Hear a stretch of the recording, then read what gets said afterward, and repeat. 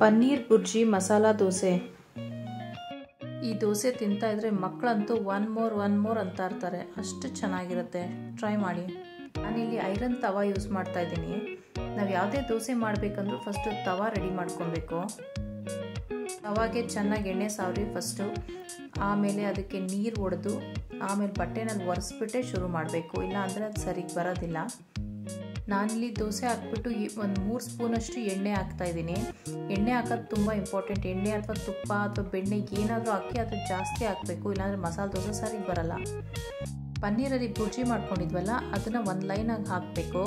ನಿಮಗೆ ಪನ್ನೀರ್ ಬುರ್ಜಿ ರೆಸಿಪಿ ಡಿಸ್ಕ್ರಿಪ್ಷನ್ನಲ್ಲಿ ಸಿಗುತ್ತೆ, ನೋಡಿ ಚೆಕ್ ಮಾಡಿ. ಅದ್ರ ಮೇಲೆ ಒಂದು ಸ್ವಲ್ಪ ಈರುಳ್ಳಿ ಮತ್ತು ಕ್ಯಾರೆಟ್ ತುರಿ ಮತ್ತು ಪೆಪರಿಕಾ ಅಥವಾ ಚಿಲ್ಲಿ ಪೌಡರ್ ಮತ್ತು ಚಾಟ್ ಮಸಾಲ ಪೌಡರ್ ಹಾಕಬೇಕು. ಈಗ ದೋಸೆ ರೆಡಿ ಇದೆ, ಬ್ರೌನ್ ಆಗಿದೆ. ಮಡಚಿ ತೋರಿಸ್ತೀನಿ ನೋಡಿ ಎಷ್ಟು ಚೆನ್ನಾಗಿ ಬಂದಿದೆ, ಎಷ್ಟು ಕ್ರಿಸ್ಪಿಯಾಗಿ ಮತ್ತು ಬ್ರೌನ್ ಆಗಿ. ಇನ್ನೊಂದು ದೋಸೆ ಹಾಕಿ ತೋರಿಸ್ತೀನಿ. ನಾನು ಆಗಲೇ ಹೇಳಿದಾಗೆ ಪ್ರತಿ ಸಲಿನೂ ನೀವು ತವಾ ರೆಡಿ ಮಾಡ್ಕೋಬೇಕು. ತವಾ ಮೇಲೆ ನೀರು ಹೊಡ್ದು ಅದನ್ನು ಬಟ್ಟೆನಲ್ಲಿ ಒರೆಸ್ಬಿಟ್ಟೆ ನೀವು ದೋಸೆ ಹಾಕಬೇಕು. ಆವಾಗಲೇ ಅದು ಕೆಳಗಡೆ ಬ್ರೌನ್ ಆಗಿ ಕ್ರಿಸ್ಪಿಯಾಗಿ ಬರೋದು, ಇಲ್ಲ ಅಂದರೆ ಅದು ಆ ಥರ ಬರೋದಿಲ್ಲ. ಕೆಳಗಡೆ ಎಲ್ಲ ಸೆಟ್ ದೋಸೆ ಬರುತ್ತಲ್ಲ ಆ ಥರ ಬಂದುಬಿಡುತ್ತೆ.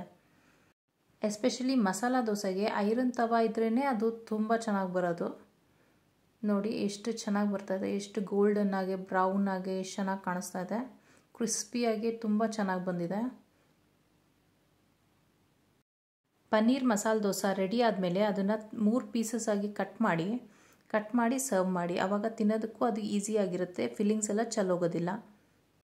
ಗಾರ್ನಿಷ್ ಮಾಡೋದಕ್ಕೆ ನೀವು ಅದ್ರ ಮೇಲೆ ಒಂದು ಸ್ವಲ್ಪ ಚೀಸ್ನ ತುರಿದು ಹಾಕ್ಬೋದು. ನಾನಿಲ್ಲಿ ಚೆಡರ್ ಚೀಸ್ ಯೂಸ್ ಮಾಡ್ತಾ ಇದ್ದೀನಿ. ನಿಮ್ಮ ಹತ್ರ ಚೀಸ್ ಇದ್ದರೆ ಯೂಸ್ ಮಾಡಿ, ಇಲ್ಲ ಅಂದರೆ ಹಾಗೇನೂ ಚೆನ್ನಾಗೇ ಇರುತ್ತೆ. ಇದೊಂದು ಯಮ್ಮಿ ರೆಸಿಪಿ, ಟ್ರೈ ಮಾಡಿ, ಎಂಜಾಯ್ ಮಾಡಿ. ಸಬ್ಸ್ಕ್ರೈಬ್ ಆಗೋದು ಮರಿಬೇಡಿ. Thank you.